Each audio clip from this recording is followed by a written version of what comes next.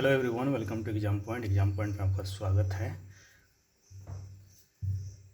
बहुत सारे मित्रों का, भाइयों का और बहुत सारे लोगों का ये पूछना है कि भाई आपने बिहार एसआई के लिए क्या क्या पढ़ा था, कैसे पढ़ा था। तो उसी संदर्भ में मैं सोच रहा हूँ कि इंडिविजुअल एक एक करके बताने में थोड़ा सा दिक्कत है। मैं इस वीडियो में खासकर बिहार एसआई का जो पैटर्न है, जो सिलेबस है, वो तो आपको पता ही होगा, बट पढ़ना कैसे है, पीटी और मेंस को निकालना कैसे है और कितना आसान है, कितना मुश्किल है, इस सब हम बात करेंगे। और कौन सा बुक पढ़ना है, कौन सा करेंट अफेयर्स पढ़ना है, कौन सा मैथ पढ़ना है, ये सब चीज़ों पर हम बात करेंगे। फिलहाल क्योंकि मैंने पिछले 2 बार से मैंने एसआई का पीटी मेंस दिया है और फाइनली मैंने इसको अच्छा स्कोर भी किया है, तो मैं समझ रहा हूँ कि कहाँ से क्वेश्चन आते हैं और कितना आसान है इसको क्रैक करना। ओके, तो आप भी कर सकते हैं, बिल्कुल इजी है। तो अभी फ़िलहाल हम लोग बात करेंगे बिहार एसआई का। बिहार एसआई जो 2213 पोस्ट्स हैं। फॉर्म फिलअप हो गए इसके। अब पीटी की एग्ज़ाम होने वाली है। इसमें पीटी होता है और मेंस होता है और फिजिकल होता है। मेन आपका यही दोनों एग्ज़ाम होते हैं और ख़ास करके तो मेंस होता है। फिजिकल आपके एफिशिएंसी के ऊपर है कि आपकी कितना क्षमता है, आप कैसे हैं फिजिकली, तो वो आप फिजिकल के हिसाब से कर सकते हैं। रहा बात इसका मेन रोल है मेंस का ही, इसमें आपको हाई स्कोर करना पड़ता है। जब तक इसमें आप हाई स्कोर नहीं करेंगे तब तक आपका सिलेक्शन नहीं होगा। हाई स्कोर आने का मेरा मतलब है कम से कम इस साल तो आपको पता होना चाहिए कि 75 क्वेश्चंस मिनिमम था। तो इसी के अनुसार आपको पढ़ाई करना होगा। कम से कम 80 क्वेश्चन, 100 में 80 क्वेश्चन आप करते हैं तभी आपका सिलेक्शन होगा। तो 80+ इसमें आपको करना पड़ेगा। पीटी में कम से कम 75 करना होगा। अब फिजिकल तो आप अपना इफ़िशियंसी के हिसाब से आपको करना पड़ेगा, तो आप कर सकते हैं। फिजिकली बिल्कुल फिट है, थोड़ा सा प्रैक्टिस करते हैं, रेगुलर करते हैं तो हो जाता है। लेकिन मेन आपका यही है। तो इसी के रिगार्डिंग हम आज बात करेंगे। मैंने लास्ट ईयर पीटी में 145+ मार्क्स किया था एंड इस मेंस में अराउंड 160 के आसपास में, तो मेरा मार्क्स अच्छा था। तो हम भी चाहते हैं कि आप भी अच्छा करें। तो सबसे पहले है कि आप बुक कौन सा पढ़ें। बुक्स में एक नंबर में आप लुसेंट, यदि आप नहीं पढ़े हैं, गौर से सुनिएगा, यदि आप नहीं पढ़े हैं तो एक बार इसको पढ़ें,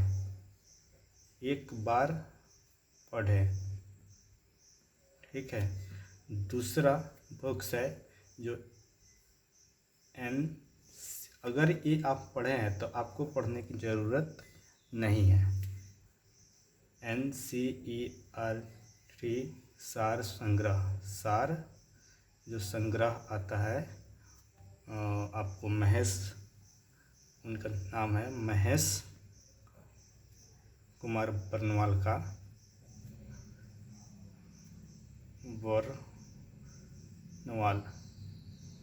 ठीक है।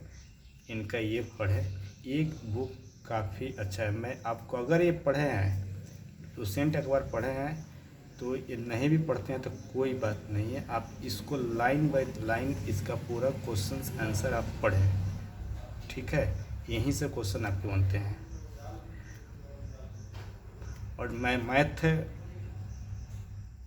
रेकमेंड करूँगा कि मैथ आप मैं खुद एजुकेटर हूँ मैथ एंड रीजनिंग का, तो मैं आपको लास्ट ईयर जो मेंस था उसमें मैथ से आपको 27 क्वेश्चन आए थे।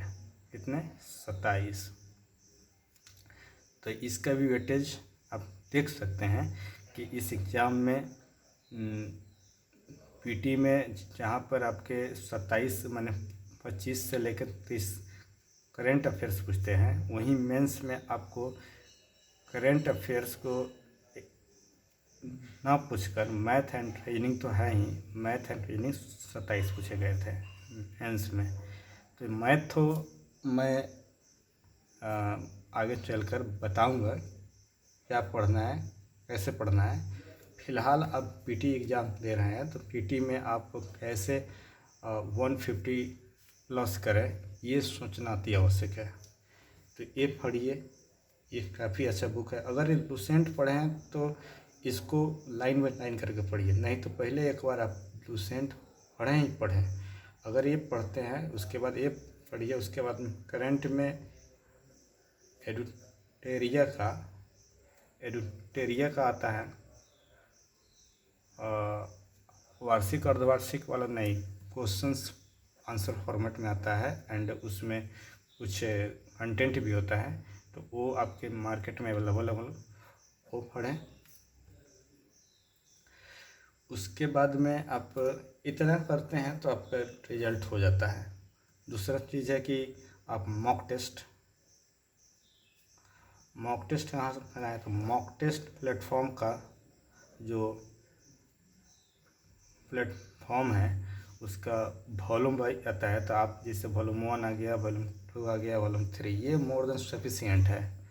इतना कर लेते हैं आप पीटी में आराम से 160 के आसपास में मार्क्स कर लेते हैं। हमें 100% नहीं करना है, हमें 200 में 200 नहीं करना है, हमें 100 में 100 नहीं करना है, हमें यही करना है। 100% कोई करता भी नहीं है, हमें सिर्फ करना है 80%। 80% अगर आप करते हैं तो वो भी बहुत अच्छा मार्क्स होता है, ठीक है। तो 80% तो यहाँ से आप कर सकते हैं, इस बुक से और इस बुक से आप करेंट अफेयर्स में एडिटोरियल के साथ साथ एसपीडी भी पढ़ सकते हैं, क्योंकि करेंट अफेयर्स से काफ़ी, लेकिन इतना मोर देन सफिशिएंट है क्योंकि मैंने पढ़ा है। लेकिन एक चीज़ आप ध्यान रखिए, कई बार इधर उधर की बुक पढ़ने से मेरे स्टूडेंट कंफ्यूज हो जाते हैं कि ये पढ़े कि वो पढ़े, क्या पढ़े नहीं पढ़े। बहुत सारे बुक पढ़ने लगते हैं लास्ट समय में इधर उधर, जो उसका फ्रेंड बता देता है ये पढ़ना है तो ये पढ़े। नहीं, आप एक ही बुक को पढ़े लेकिन 2 से 3 बार पढ़े, इसको भी पढ़े तो 2 से 3 बार पढ़े। ये पता है, ये जो किताब है जो अभी आपको मैं बता दे रहा हूँ, ये वाला किताब, ये इतना अच्छा कंटेंट है कि ये आपका इवन तो बीपीएससी में आपको इसमें से 80% क्वेश्चन देखने को मिलते हैं। इवन तो जितना भी जीएस का क्वेश्चन है वनडे का एग्जाम का, उसमें से सब में से 70 से 80% इसी में से आएगा, क्वेश्चन आता भी है। बहुत अच्छा किताब है। तो आप अगर लूसेंट पढ़े हैं तो ये पढ़ लीजिए, नहीं तो एक बार लूसेंट पढ़िए। और इस सारे का सारा पढ़ने में ज़्यादा दिन नहीं लगता है, मात्र आप अच्छा से पढ़ेंगे तो इसको समाप्त करने में 2 माह काफ़ी है। और इसको ये मॉक टेस्ट है, अगर हर मॉक टेस्ट में 25 मॉक टेस्ट है तो ये 75 हो जाता है। 75 मॉक टेस्ट बनाने में आई गेस हमको लगता है कि अगर एक दिन में आप अगर 5 बनाते हैं तो 15 × 75 यानी 15 दिन में हो जाता है।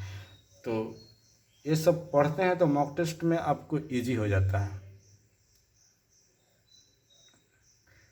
तो आई होप कि आप समझे होंगे कि पढ़ना है क्या, कैसे पढ़ना है, कौन सा बुक पढ़ना है।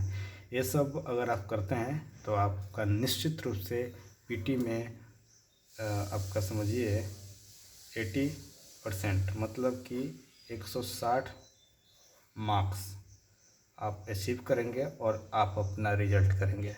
आई होप कि वीडियो आपको पसंद आया होगा। Thank you so much.